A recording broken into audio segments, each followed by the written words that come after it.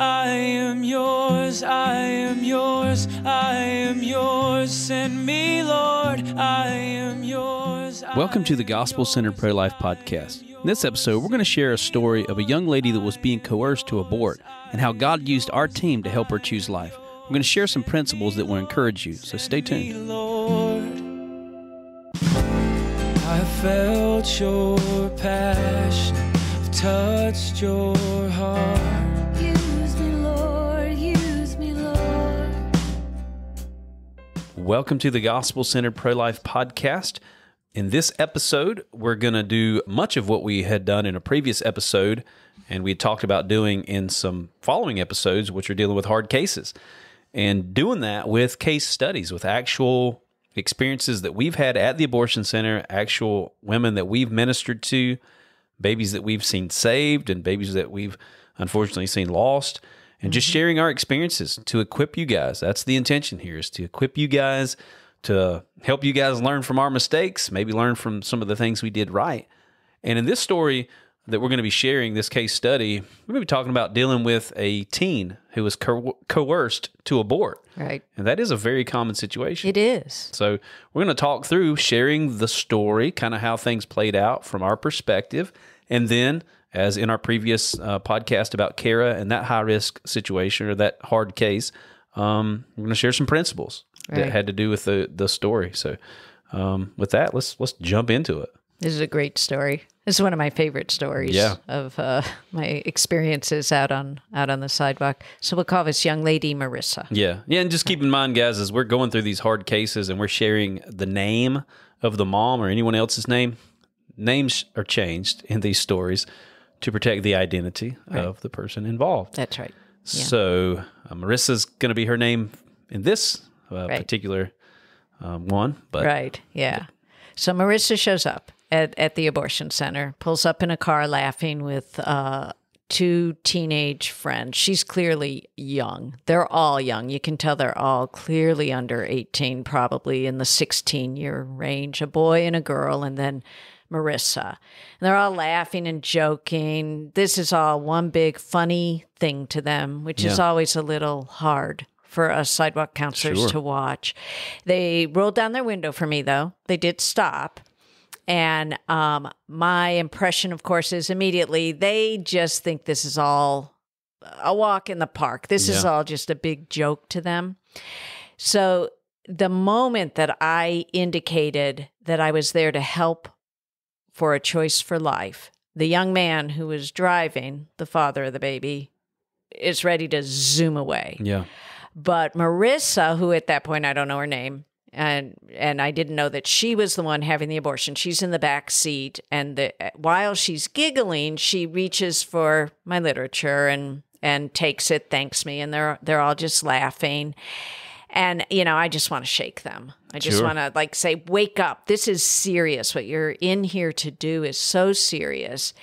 But instead of doing that, I kindly and listed all of the ways that we could help them, urge them to go on the mobile ultrasound unit, which is parked on the curb, so that they would be able to go and see their baby. Yeah.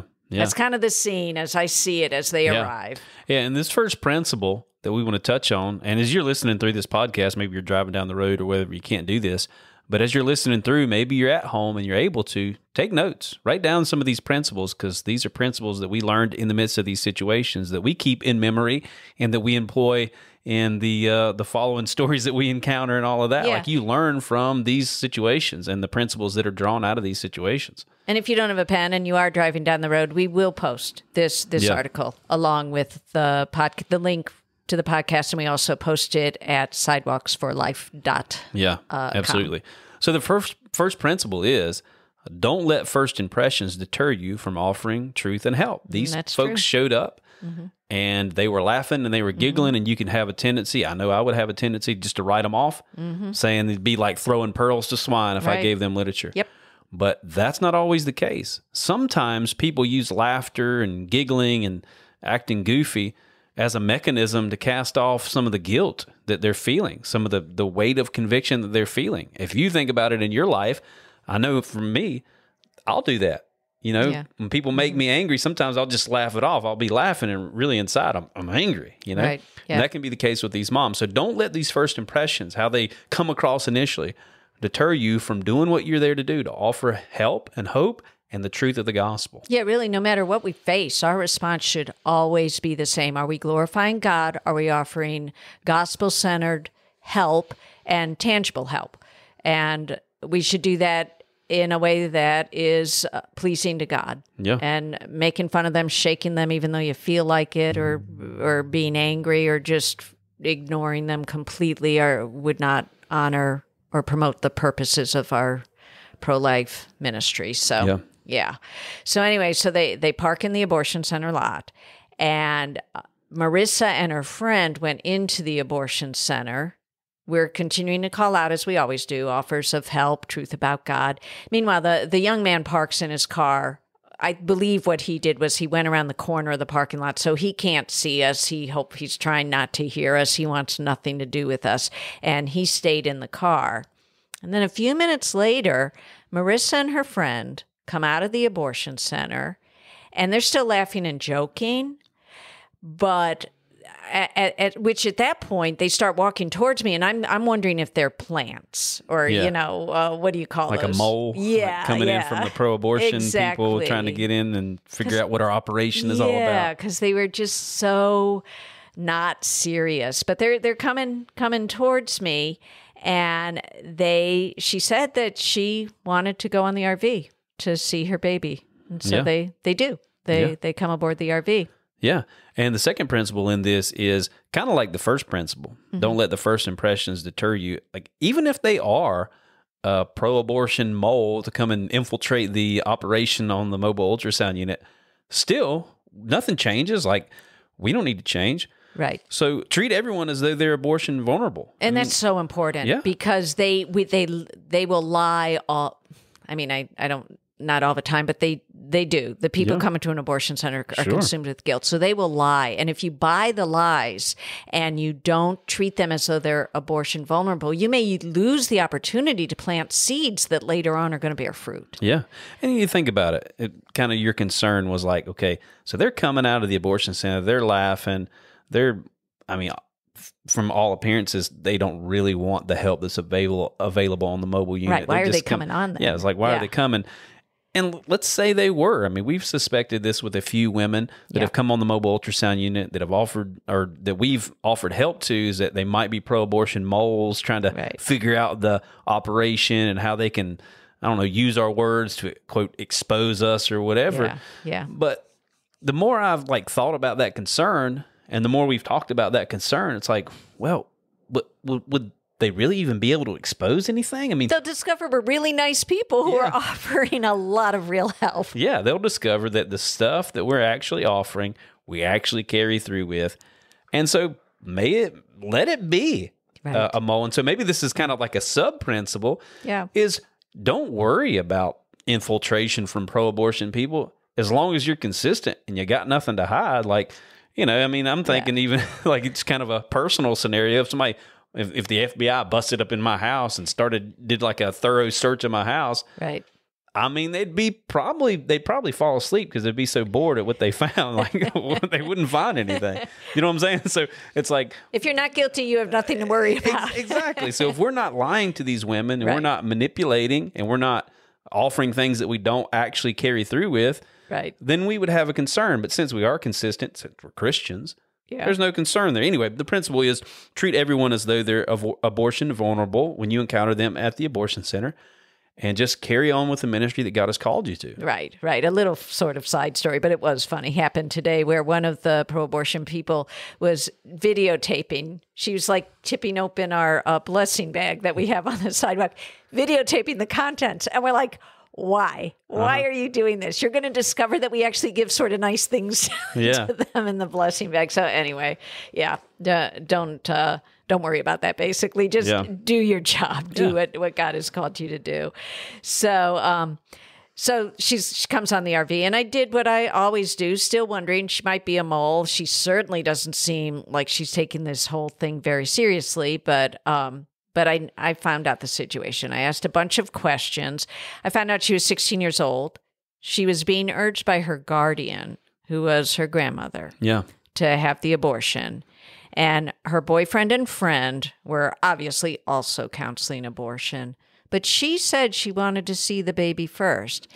And when she said that, there was a change. Like, I could tell that was a sincere statement. She wanted to see this baby first.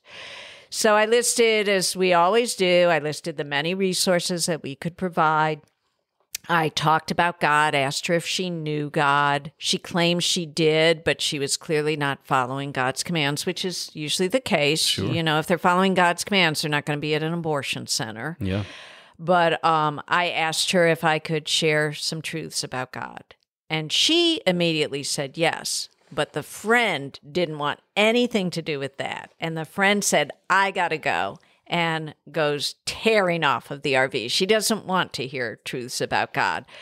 But surprisingly, Marissa did stay and listened and told us that she was being forced by her grandmother, but she knew, which is why she was laughing all the time. She knew, although her friends didn't know, that because she was 16 and underage, therefore she would not be able to get the abortion without her grandmother's written permission, or I think the grandmother would actually have to be there and sign, the legal guardian.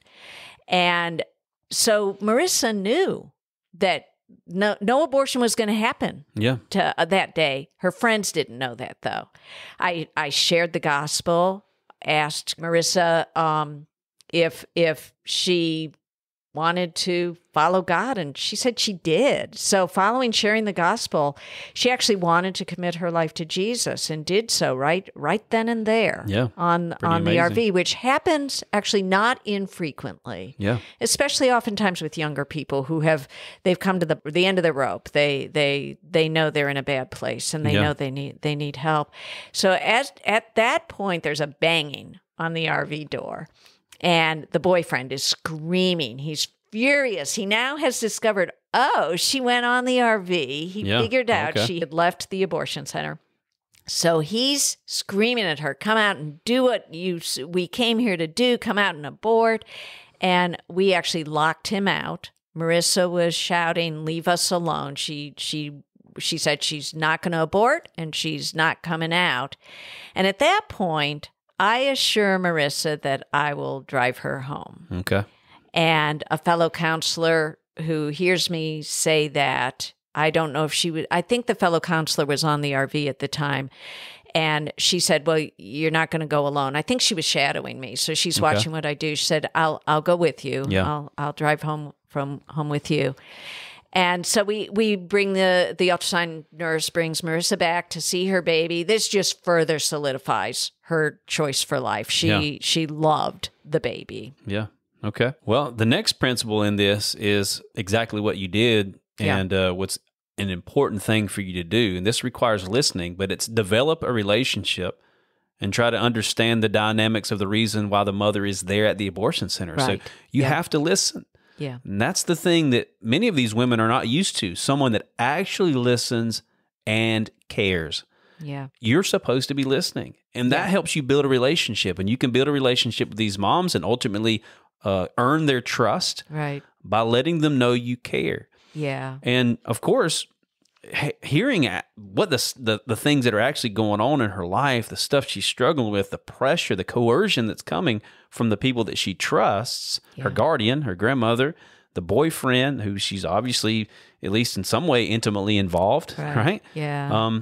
Those people have really betrayed her trust. You want to try to earn her trust by building that relationship. And of course, in this situation, one of the touch points, one of the bases of that relationship is really the gospel. It was. You sharing the gospel. It was. She knew that was something that she needed. It often is. Even when they say, I don't want to hear about God, oftentimes they will circle back to God if you pray to God to open that door. But in terms of trust and the betrayal, you wouldn't believe what happens next. I mean, really, the betrayal of the people who were supposed to protect her was so devastating. And not only in what had happened that day. So after the ultrasound, she did not want to get back in that boyfriend's car. I didn't want her to either. Absolutely. I don't know if that was wise or not. We've got this angry boyfriend who's literally banging on who's the outside banging of on the door. RV. Exactly. So obviously he's got an anger issue and possibly violent, but I was not going to send her home with this angry boyfriend in the car, the angry boyfriend. So I hurried her to my car with my fellow counselor, and the boyfriend spotted us, and he was coming around the corner, so he's out of his car. So as we jump in my car, he's running to his car. I know now the chase is on. Wow. and so I take off as fast as I can and just turned a lot of quick corners, and to lose him. And then we waited, and we knew that we had indeed lost him. We saw him go by, actually. Yeah. So we knew, and he's going 1,000 miles an hour and didn't see us. So I had Marissa take me to her home by a circuitous route. So in case he caught up with us, that he would never find us.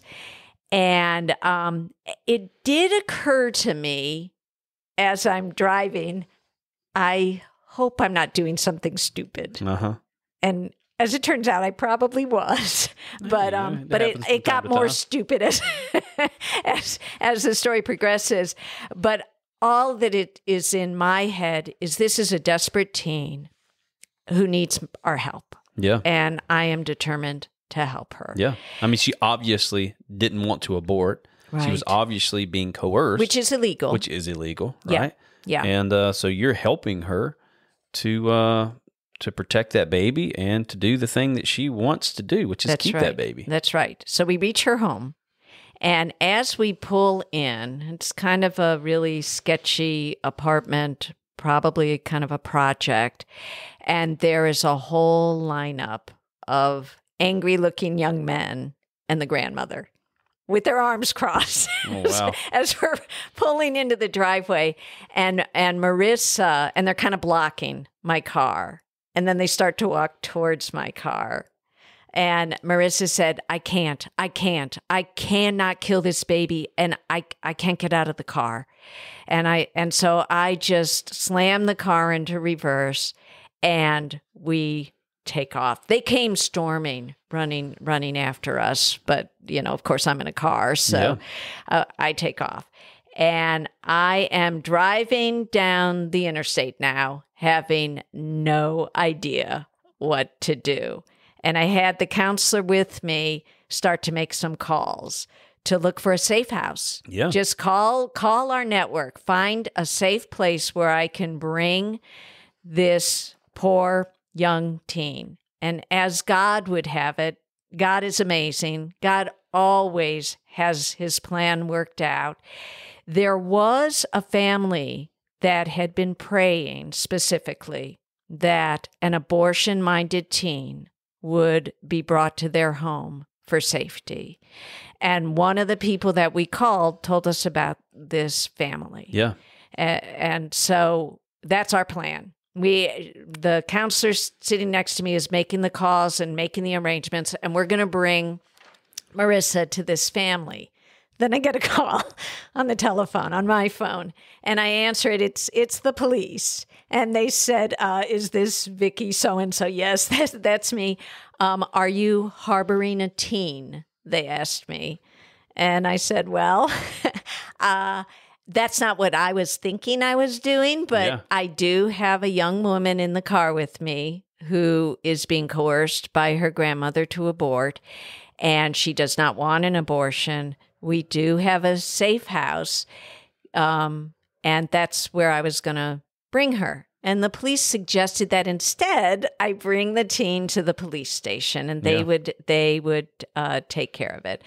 So once we get there, they take both me and my counselor friend's driver's license and tells us that we would probably not be charged with kidnapping a minor, which entailed jail time. Yeah, you were. We were sweating it out there. Yeah, I bet. What I want to know, before we share the principle that has to go with this, how in the world did they get your phone number? Because that's a mystery.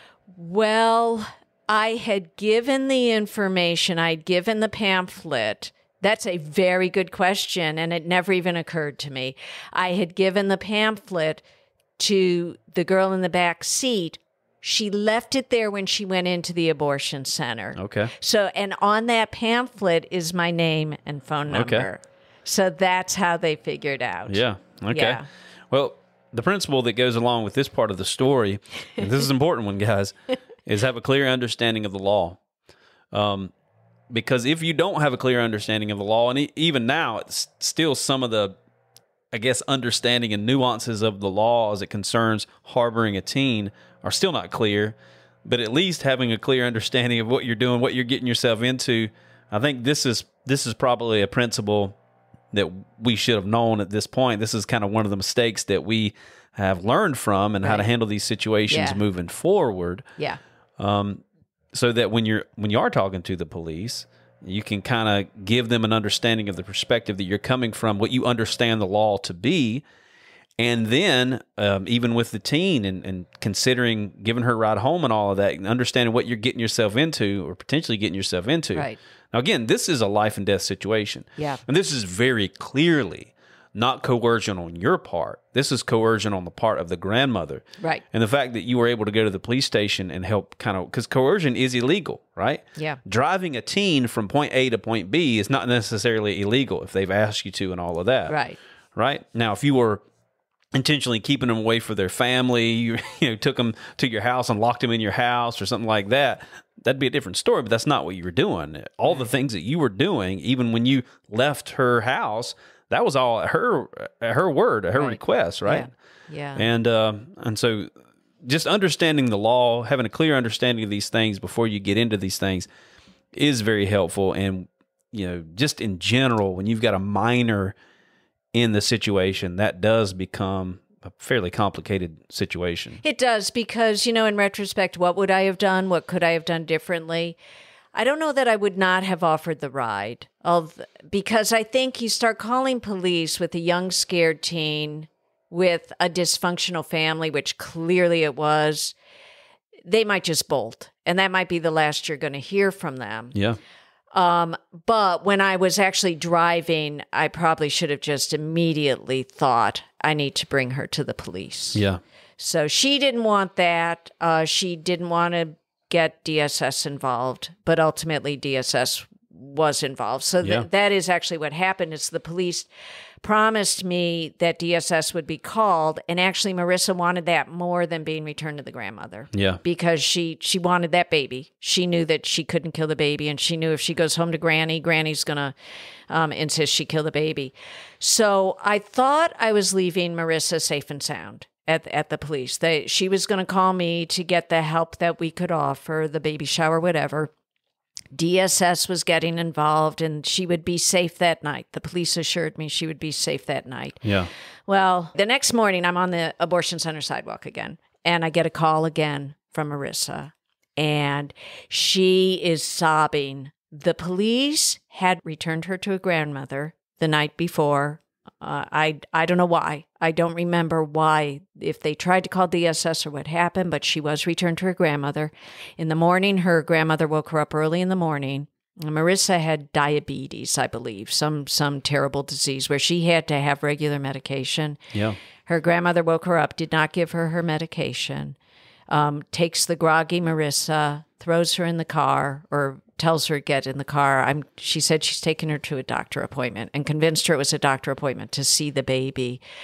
But as they're driving, Marissa quickly begins to discern they're on the same route back to the abortion center. And she knows what her grandmother is doing now. The grandmother has figured out she has to go with Marissa to sign the papers, and she's going to make sure Marissa has the abortion.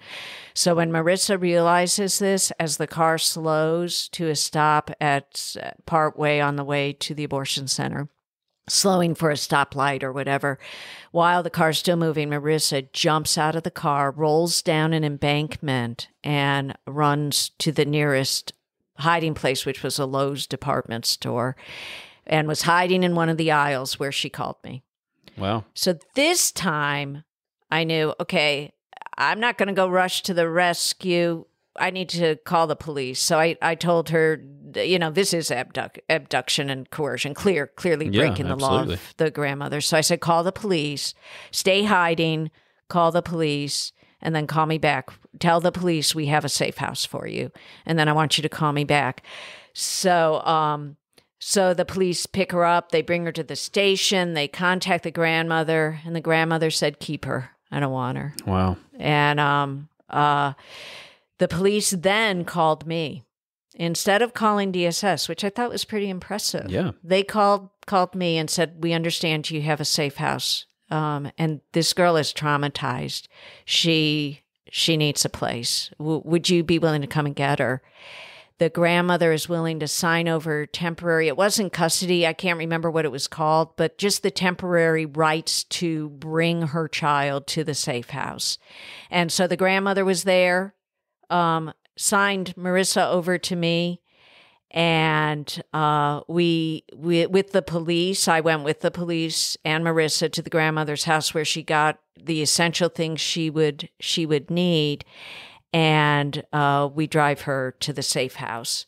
And that family actually had agreed to as long as it took, but we all thought it was going to be just a few weeks because I had already lined up, or our counselors, I can't remember if it was me specifically or the network of people helping me, had lined up a maternity home that takes teens and could keep her till age 21, which really solved all the problems.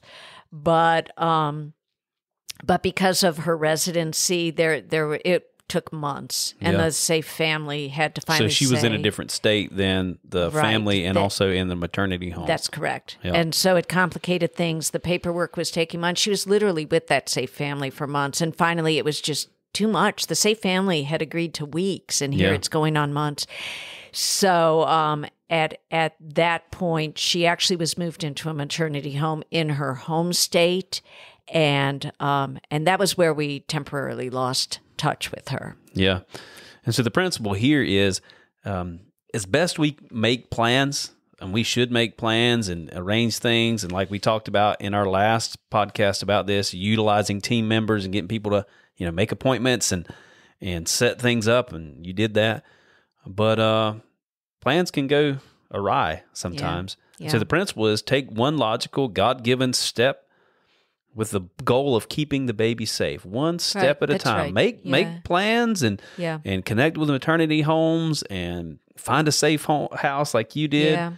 But just be ready, be flexible, that sometimes plans don't work out like we hope that they would. Sometimes even issues can arise with like the maternity home and them not being able to transfer her over from state to state. Right. There's complications. Listen, the enemy is going to get in wherever he can, with the goal of getting that young lady back to the abortion center, getting her trusting in abortion rather than trusting in the Lord. Right.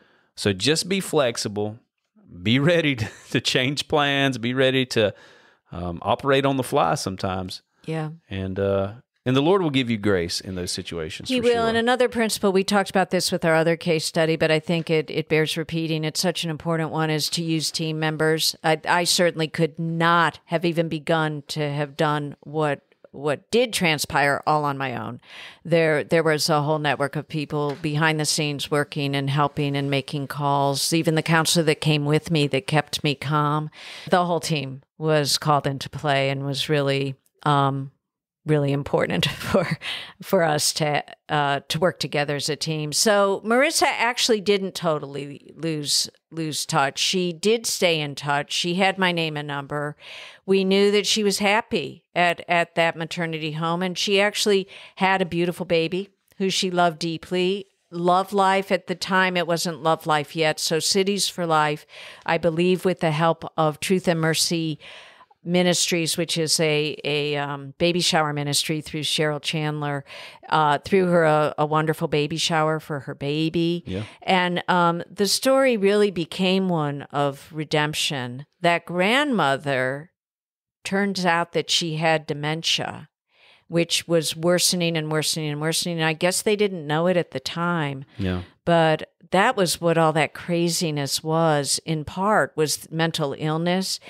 And Marissa actually returned to the grandmother's home and ended up taking care of the grandmother. And so there was a full kind of circle of redemption that came about. And the grandmother was at the baby shower, and she was so in love with that little baby, the baby that she had so desperately wanted to kill. So it just showed that the power of God to redeem anything, including Marissa, really could have been very rightfully furious with that grandmother, but turned around and showed the love of God. Yeah. And took care of that grandmother. Yeah, absolutely. And listen, guys, you're going to hear this throughout all of these hard case stories, all of these case studies, because we're a gospel-centered ministry, unapologetically. Right. We're there to bring the gospel and bring help and hope. Yeah. Yeah. But this last principle is the most important principle to remember in all of these hard cases. Nothing is impossible with God. Right. We have to lean on the Lord. Yeah. We can make connections, and we can come up with plans and schemes and ideas and try to navigate through things. And God gives us wisdom. God gives us mental capacity to be able to figure some of these problems out and navigate through some of these things. But ultimately, we've got to trust in the Lord. We've got to stay, as the Bible says in John chapter 15, attached to the true vine. Jesus has wisdom that we ain't got, right? Yeah. He's got the ability to see behind the scenes and to work these situations through that we don't have. We don't have that ability, but he does. And so just for the Lord, I mean, this is just prime evidence that the Lord is faithful, that he's good, and that nothing is impossible with him. Whereas you shared just before, this grandmother wanted that child dead, so much so that she tricked her granddaughter to get into the car so she could drive her to the abortion center and further pressure her to have the abortion that she obviously didn't want. And yet God can take that situation and turn it right side up, so much so that grandmother is at the baby shower delighting in her great-grandchild. Yeah. That's amazing. It's amazing how God can do that, but God can. And so, guys, I want to encourage y'all, trust in the Lord. We can never get, as pro-life ministers, we can never get into this mentality that we've got it figured out, that these practical principles, and we shared some practical principles, can somehow supersede the wisdom of God. They cannot. Right. Practical principles, preparation, training, and all of that stuff, all that stuff can be great. But if that stuff excludes God, then that stuff is going to leave you deficient in a major way. Amen. And so we need the Lord. That's why I always encourage with our local volunteers, with our sidewalk missionaries around the country, around the world, stay in prayer, stay in the Word, and stay in church. These are some of the means that God has given us to stay in close fellowship with Him so that we can stay, as John 15 again says, attached to the true vine, because we need what God has, wisdom, grace, ability, all of these things that we need, God has. And so that's our encouragement to you guys. Yeah. And I hope this story was a blessing and encouragement to you guys. Hope you learned from some of our mistakes, and I hope you'll continue to learn as we share some of these case studies with you guys. Again, if you, as we've often shared, and we always will in these podcasts, share our contact info. If you have questions about this story, or if you have subjects you'd like for us to cover, you can reach out to me, Daniel, at lovelife.org. You can reach out to her, Vicky, at lovelife.org. We'd love to hear from you. Our website that we post these articles on is www.sidewalks4life.com, sidewalks the number 4life.com. You can look under equipping articles, and that's where we share the articles that kind of are the framework for these podcasts, and you'll see a bunch of them there.